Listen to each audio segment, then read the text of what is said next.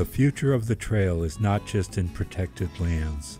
One of the most important aspects to ensure the legacy of the trail is for our youth to find it relevant. The future of all public lands and the Appalachian National Scenic Trail is all about relevancy.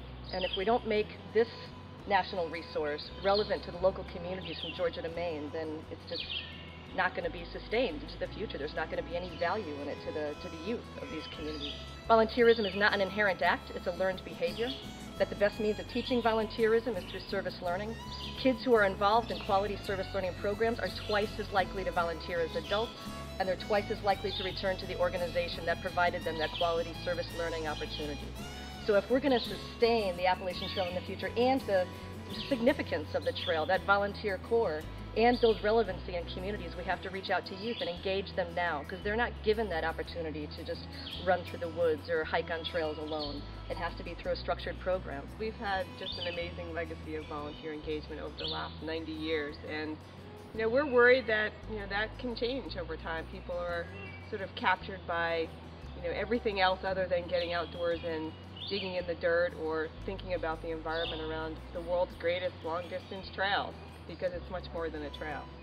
So now it's time to think about ways that we connect people, and we've launched an AT community program with the attempt to really build that connection in a way that we haven't before.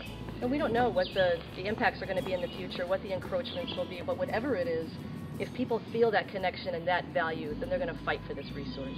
Yeah, and then, lastly, we're not going to forget our roots. We're a trail building organization at our heart, and we want to continue to be leaders in developing great, sustainably designed trail, especially for folks that may not be as mobile as they get older, or they're accessible to kids and their families. And those are all things that we're thinking about long term.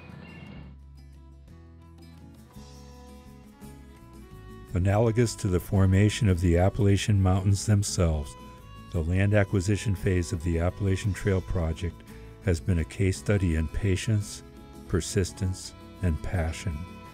There was no one group, individual, or agency responsible for developing the Appalachian Trailway, but a coordinated effort rivaled by few. The Appalachian Trail may have started as the brainchild of one, but it is now the beloved vision of countless. It belongs to all and none of us.